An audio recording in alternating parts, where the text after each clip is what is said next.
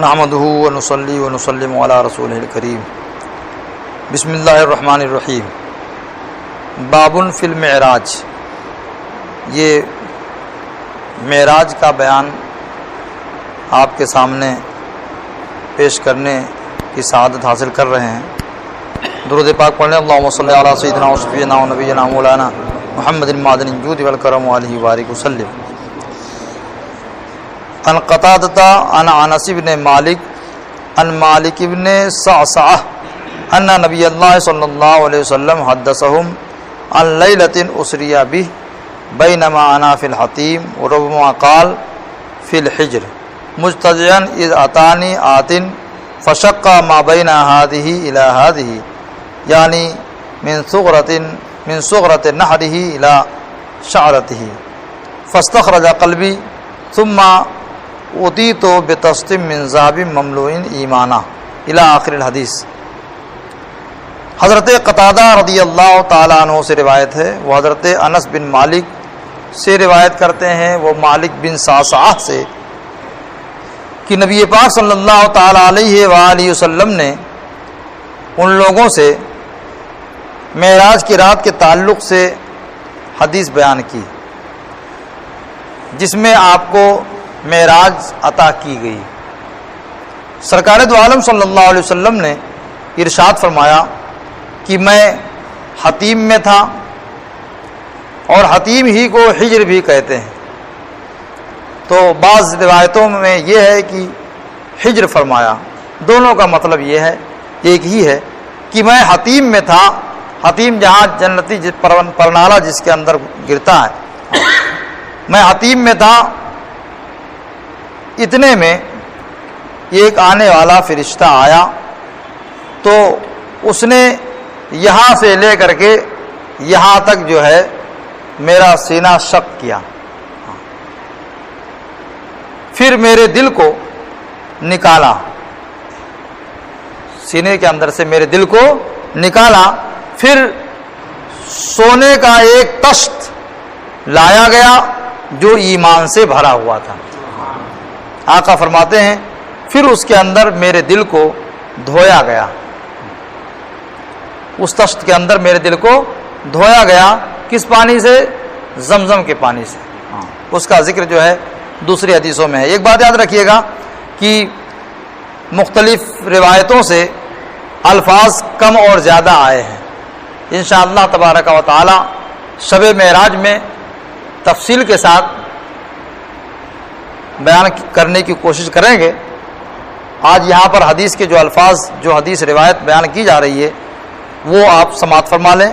میرے آقا صلی اللہ علیہ وسلم فرماتے ہیں میرے دل کو دھویا گیا آب زمزم سے، پھر اس میں جو ہے ایمان اور حکمت کو بھر دیا گیا. سبحان اللہ. اڈیل دیا گیا.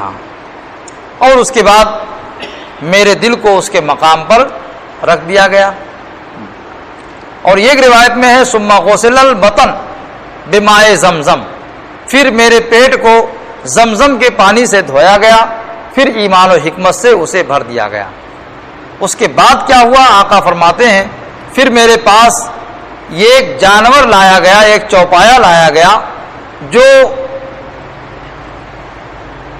کھچر سے کچھ چھوٹا اور گدھے سے کچھ بڑا سفید چمکدار رنگ کا تھا، جس کو براق کہتے ہیں. جس کو کیا کہتے ہیں؟ براق کہتے ہیں. آقا فرماتے ہیں براق کی رفتار بیان کرتے ہوئے یضعو خطوتہ عند اقصی طرفہ، کہ وہ اپنے قدم کو منتہائے نگاہ پر رکھتا تھا. یعنی جہاں آدمی دیکھتا ہے اور جہاں تک اس کی نگاہ پہنچتی ہے، اسی طریقے سے وہی نگاہ والا تھا، تو اس کی نگاہ جہاں پہنچتی اس کا ایک قدم پڑتا تھا. اس قدر تیز رفتار تھا. برق رفتار ہی تھا، اسی لیے تو اسے براق کہتے ہیں. آقا فرماتے ہیں پھر مجھے اس پر سوار کیا گیا فرشتوں کے ذریعے. مجھے اس پر سوار کیا گیا. پھر جبریل امین مجھے لے کر چلے جلوس کی شکل میں. اب اس میں اجمال ہے، بیت المقدس کا ذکر نہیں ہے. دوسری روایتوں میں بیت المقدس کا بھی ذکر ہے کہ آپ بیت المقدس سے ہوتے ہوئے آسمان کی طرف گئے، ہے نا. اور اس روایت میں یہ ہے کہ مجھے جبریل امین لے کر چلے یہاں تک کہ آسمان دنیا پر پہنچے. کہاں پہنچے؟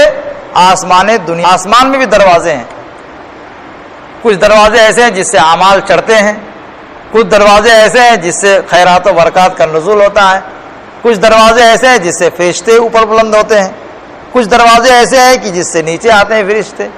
لیکن ایک دروازہ آسمان میں ایسا رکھا گیا تھا کہ جو محبوب ہی کے لیے خاص تھا. سمجھ گیا؟ ہاں. آقا فرماتے ہیں کہ جبریل جو ہے مجھے لے کر کے آسمان دنیا یہ جو پہلا آسمان ہے، ہاں، آسمان دنیا پر پہنچے تو جبریل نے دروازہ کھٹکھٹایا، دروازہ کھلوایا. دربان نے کہا کون؟ جبریل نے کہا کہ میں جبریل ہوں. قیل ومن معک، یہ بھی کہا گیا تمہارے ساتھ کون ہے، اس لیے کہ اس دروازے پر دربان کو جو مقرر کیا گیا تھا اس سے یہی اللہ کی طرف سے حکم تھا کہ یہ میرے محبوب ہی کے لیے دروازہ ہے. اسی لیے پوری تفصیل کر لی تب کھولا. اور ایک بات یہ بھی یاد رکھیے کہ میرے آقا کو جس شب میں معراج کرائی گئی اس وقت جو ہے آسمانوں میں بھی آپ کے معراج کی دھوم تھی. پھر بھی ایک قانون قدرت کے تحت جو ہے فرشتے نے پوچھا کہ آپ کے ساتھ کون؟ تو جبریل نے کہا کہ میرے ساتھ محمد صلی اللہ علیہ وسلم ہے. ہاں. پھر اس دربان کی طرف سے کہا گیا کہ ان کو بلایا گیا ہے. کہا ہاں بلایا گیا ہے. تو دربان نے دروازہ کھولتے ہوئے کہا مرحبا بہ، اس پر آپ کو مبارک ہو. نبی پاک صلی اللہ علیہ وسلم کو اس فرشتے نے مبارکبادی پیش کی اور کہا فنعم المجیء جاء، آپ کا آنا خوب ہو، آپ کا آنا بہت اچھا ہوا. ہاں. ففتح، دروازہ کھول دیا گیا. فلما خلصت فاذا فیہا آدم، آقا فرماتے ہیں تو جب میں آسمان کے اوپر پہنچا تو دیکھا کہ وہاں آدم علیہ السلام ہے. سبحان اللہ. اب ایک بات یہ بھی آپ کو سمجھنا ہے کہ سارے انبیاء مسجد اقصی میں بھی جمع کیے گئے اور میرے آقا کے پیچھے نماز ادا کی، اور انبیاء آسمانوں پر بھی ملے. یہ تو خاص خاص نبیوں کا ذکر ہے، ورنہ اور انبیاء کرام بھی ساتھ میں تھے استقبال کے لیے. تو اب یہاں پر یہ بات سمجھ لیجئے کہ انبیاء کرام کو اللہ نے یہ قدرت دی ہے کہ آن کے آن میں جہاں چاہیں وہاں پہنچ سکتے ہیں. ابھی آقا صلی اللہ علیہ وسلم کے پیچھے بیت المقدس میں سارے انبیاء حاضر ہو کر نماز پڑھ رہے تھے، اور میرے آقا صلی اللہ علیہ وسلم ابھی وہاں پہنچے اس سے پہلے ان کو استقبال کے لیے پہنچا دیا گیا. ہاں. کہ یہ انبیاء سب میرے آقا کے استقبال کے لیے ہر آسمان پر متعین کیے گئے. ہاں. اور فرشتوں کا تو کہنا ہی کیا ہے کہ ہر جگہ جو ہے میرے آقا کے استقبال کے لیے فرشتوں کو مقرر کیا گیا. ہاں. آدم علیہ السلام کو دیکھا میرے آقا نے پہلے آسمان پر. جبریل نے کہا آدھا ابو آدم، یا رسول اللہ یہ آپ کے والد آدم ہیں. آدم تو سارے انسانوں کے باپ ہیں، آپ کے باپ آدم ہیں. فسلم علیہ، تو آپ ان کو سلام کیجئے. ہاں. اب یہاں پر یہ کوئی نہ سوچے کہ میرے آقا صلی اللہ علیہ وسلم آدم علیہ السلام کو نہیں پہچانتے تھے. مسجد اقصی میں تو سارے انبیاء جمع ہو گئے تھے اور سب نے خطبے دیے تھے اپنے اپنے. سمجھ گیا آپ؟ ہاں پہچانتے تھے، لیکن یہی کچھ دستور ہے. آج یہ دستور ہم میں بھی باقی چلا آ رہا ہے کہ دولہا جس کو بنایا جاتا ہے تو کہتا ہاں سلام کیجئے، کھڑے ہو گئے، یہ آپ کے فلاں صاحب ہیں، ان سے ملیے. ہوتا ہے کہ نہیں؟ ایک دستور ہوتا ہے. ہاں. جبریل نے کہا کہ یہ آپ کے والد آدم ہیں، آپ ان کو سلام کیجئے. میرے آقا صلی اللہ علیہ وسلم فرماتے ہیں میں نے آدم علیہ السلام کو سلام کیا تو آدم علیہ السلام نے سلام کا جواب دیا. ثم قال، پھر آدم علیہ السلام نے کہا مرحبا بالابن الصالح والنبی الصالح، مبارک ہو صالح بیٹے کو اور صالح نبی کو. حضرت آدم علیہ السلام نے بھی مبارکبادی پیش کی. ہاں.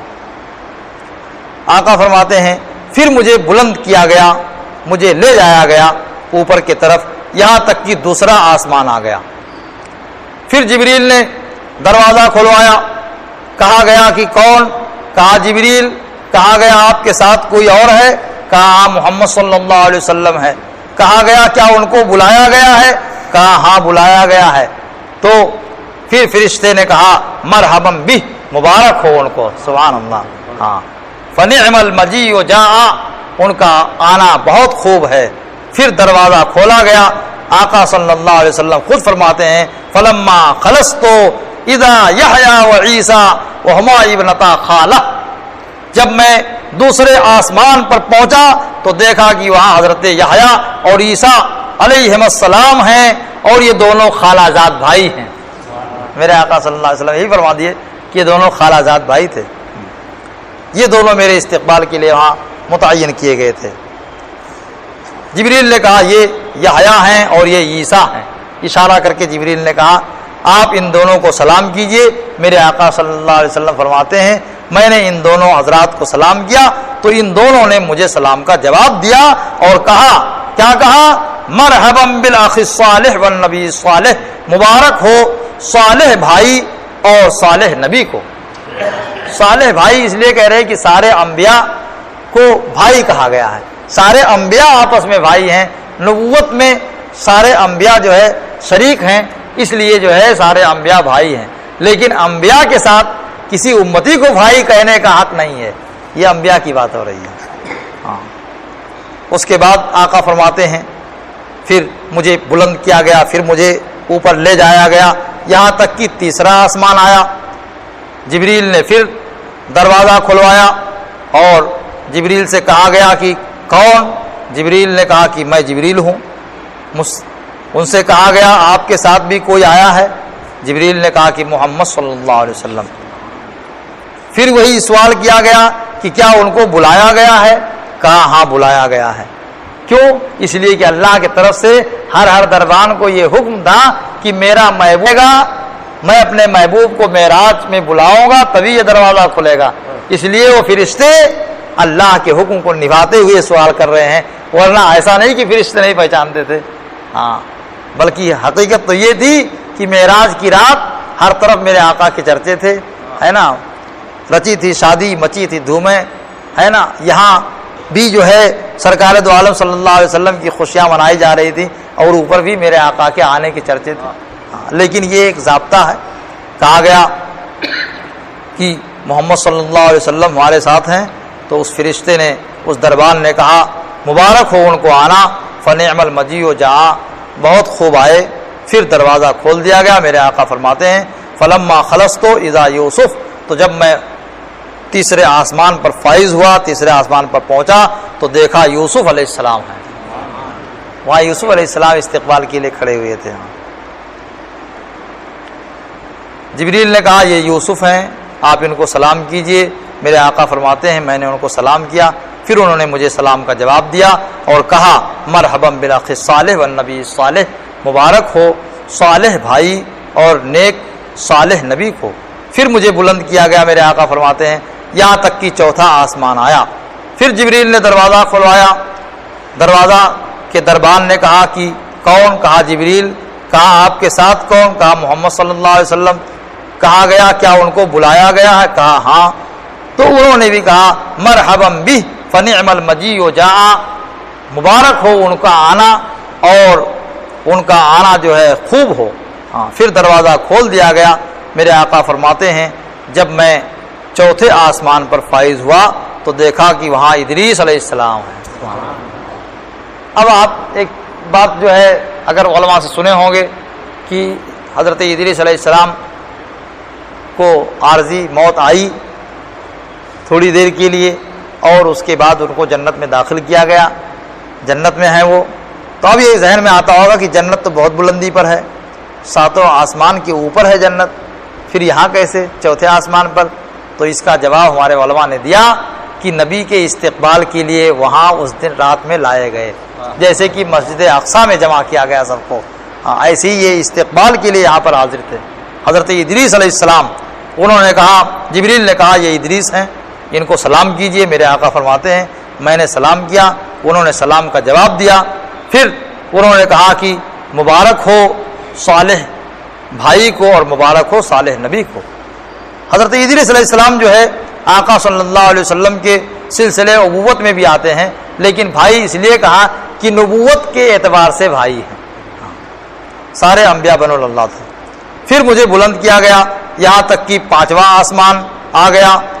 جبریل نے دروازہ کھلوایا، پھر کہا گیا کون؟ کہا جبریل۔ کہا آپ کے ساتھ کون؟ کہا محمد صلی اللہ علیہ وسلم۔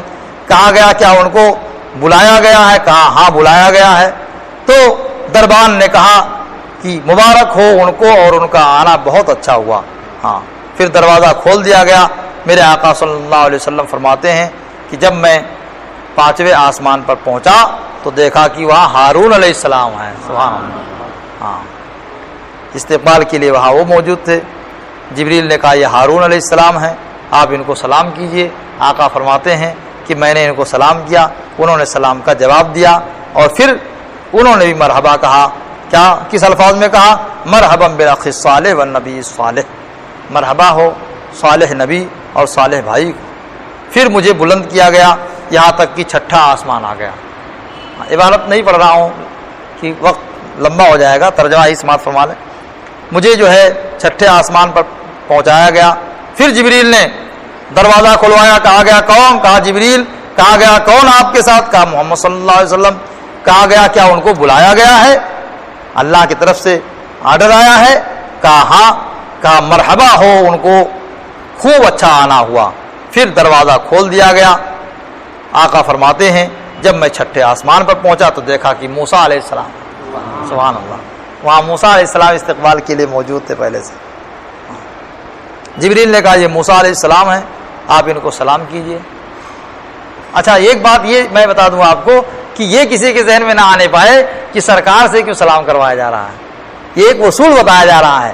میرے آقا صلی اللہ علیہ وسلم بالاتفاق سارے انبیاء سے افضل ہیں، سب سے اولا و اعلیٰ ہمارا نبی، سب سے بالا و والا ہمارا نبی، سارے اونچوں میں اونچا سمجھیے جسے، ہے اس اونچے سے اونچا ہمارا نبی۔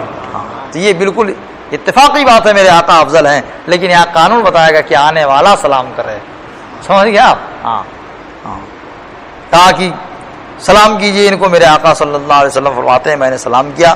پھر انہوں نے سلام کا جواب دیا اور انہوں نے کہا کہ مرحبا ہو صالح بھائی کو اور مرحبا مبارک ہو صالح نبی کو۔ میرے آقا فرماتے ہیں فلما جاوزت، پھر میں جب وہاں سے آگے بڑھا، 6ٹھے آسمان سے بھی آگے بڑھا، بکا، تو حضرت موسیٰ علیہ السلام روئے۔ قیل لہ، ان سے کہا گیا ما یبکی، کیوں آپ رو رہے ہیں؟ اے موسیٰ آپ کیوں رو رہے ہیں؟ تو انہوں نے کہا کہ میں رو رہا ہوں اس پر کہ اس جوان کو میرے بعد مبعوث کیا گیا اور اس جوان کی امت میں سے میری امت سے زیادہ جنت میں جائے گی۔ اب یہاں پر ایک بات قابل غور ہے، اسی پر گفتگو کر کے میں یہیں پر بند کر دیتا ہوں، انشاءاللہ حدیث کل پوری کی جائے گی انشاءاللہ۔ ہاں یہ جو حضرت موسیٰ علیہ السلام روئے، یہ نبی کے مرتبے پر حسد کی بنیاد پر نہیں روئے، بلکہ اپنی امت پر افسوس کی بنیاد پر روئے۔ ہاں کیونکہ مومن جنت میں جانے کے بعد حسد وغیرہ سے پاک کر دیا جائے گا، تو یہ تو انبیاء ہیں، جب انہوں نے دنیا میں حسد نہیں کیا تو وہاں کیا حسد کریں گے؟ سمجھ گیا آپ؟ ہاں یہ حسد کا رونا نہیں تھا، یہ رونا جو تھا افسوس کا تھا کہ اتنے زمانے تک میں اپنی امت پر محنت صرف کرتا رہا، لیکن کم ہی لوگ ایمان لائے اور جنت میں بہت تھوڑے سے جائیں گے میری امت میں سے، اور یہ نبی آخر الزمان تھوڑے زمانے میں تبلیغ کریں گے اور ان کی امت زیادہ جنت میں جائے گی۔ سمجھ گیا؟ ہاں تو اپنی امت پر افسوس کر رہے تھے۔ الحمدللہ ہم اس نبی کی امت سے ہیں کہ جس امت کی تعداد بھی سب سے زیادہ ہے، اور یہی امت اگرچہ پیچھے آئی ہے لیکن سب سے پہلے جنت میں جائے گی۔ ہاں یہ سب محبوب کے نسبت کا صدقہ ہے۔ حضرت موسیٰ علیہ السلام اپنی امت پر افسوس کر کے رو دیے، اور یہ بھی بعض محدثین نے فرمایا کہ یہ خوشی کا رونا تھا۔ دیکھیے خوشی میں بھی کبھی کبھی آنسو بہتے ہیں، ہوتا ہے کہ نہیں ہوتا؟ ہاں وہ خوشی میں آنسو کیسے بہتے ہیں آپ اس کو دیکھ سکتے ہیں۔ بہت سے لوگ جب اللہ تعالیٰ برسوں کے تمناؤں کے بعد زیارت حرمین طیبین کا موقع عطا فرماتا ہے، آنکھوں سے آنسو جاری ہو جاتا ہے، ہوتا ہے کہ نہیں ہوتا ہے؟ روضے انور پر نظر پڑتی ہے تو اگر آدمی کی محبت والا ہے تو آنکھوں سے آنسو جاری ہو جاتے ہیں، ہر مومن کی آنکھوں سے آنسو جاری ہوتے ہیں۔ تو کچھ خوشی کے بھی آنسو ہوتے ہیں، یہ خوشی کے آنسو تھے۔ وہ کیسے؟ اس کو سمجھیے، بہت غور سے سننے کی بات ہے، علماء نے اس کو بیان کیا جو آپ تک پہنچا رہا ہوں۔ کہ حضرت موسیٰ علیہ السلام نے تمنا ظاہر کی تھی رب کی بارگاہ میں، مولا ہمیں اپنا دیدار عطا فرما، لیکن رب نے فرمایا لن ترانی، موسیٰ تم ہمیں ہرگز نہیں دیکھ سکو گے۔ وہ تمنا ان کی رہ گئی تھی، صرف ایک ہلکی سی تجلی، وہ بھی سوئی کے ناکے کے 99 حصے کے برابر یا چھوٹی انگلی کے پورے کے برابر ایک تجلی ظاہر ہوئی تھی، اس کو بھی موسیٰ علیہ السلام نہ برداشت کر سکے اور پہاڑ کے اوپر تشریف لے گئے، زمین پر تشریف لے آئے۔ ہاں، ایک تمنا ان کے دل میں رہ گئی تھی، آج جو ہے ان کو جو ہے خوشی یہ محسوس ہوئی کہ چلو رب کا دیدار نہیں کر سکا تو رب کے محبوب رب کا دیدار کر کے آتے جاتے رہیں گے اور مجھے بھی دیدار ملتا رہے گا۔ سمجھ گیا؟ اور یہی ہوا کہ حضرت موسیٰ علیہ السلام نے بار بار آقا صلی اللہ علیہ وسلم کو بھیجا کہ جائیے اور رب سے نماز کم کروائیے، ہم نے امت کو آزمایا ہے، میری امت نہیں نبھا سکی، صرف 2 نمازیں تھیں بنی اسرائیل پر، وہ بھی نہیں نبھا سکی، تو آپ کی امت 50 نماز کیسے نبھائے گی، 50 وقت کی نماز۔ اس طریقے سے موسیٰ علیہ السلام کا بھی کام بنتا رہا اور موسیٰ علیہ السلام کے صدقے میں ہمارے لیے بھی آسانی ہوتی رہی۔ ہاں، جو بے وسیلہ والے ہیں ان کو تو 50 وقت کی نماز پڑھنی چاہیے، یہ تو وسیلے سے 5 وقت کی نماز ہوئی ہے، لیکن ایک بات یہ بھی کہ اللہ کا کرم بے انتہا ہے، 50 کا ثواب ہی عطا فرماتا ہے، پڑھتے ہیں 5 اور ثواب عطا فرماتا ہے 50 کا، تو کتنا وسیلے سے کام بن گیا کہ وسیلے سے نماز بھی کم ہو گئی، ثواب وہی رہا، اور اسی وسیلے میں حضرت موسیٰ علیہ السلام کا بھی کام بن گیا کہ نبی پاک صلی اللہ علیہ وسلم رب کا دیدار کر کے آتے اور ان آنکھوں کا دیدار موسیٰ علیہ السلام کر لیتے۔ ہاں، تو یہ بھی محدثین نے فرمایا کہ یہ اسی خوشی کا رونا تھا۔ ہاں، دعا کے ہاتھ اٹھائیں۔ مولا صلی وسلم دائما ابدا علی حبیبک خیر الخلق کلہم والحبیب الذی ترجى شفاعته لکل حول من الاحوال مقتحم۔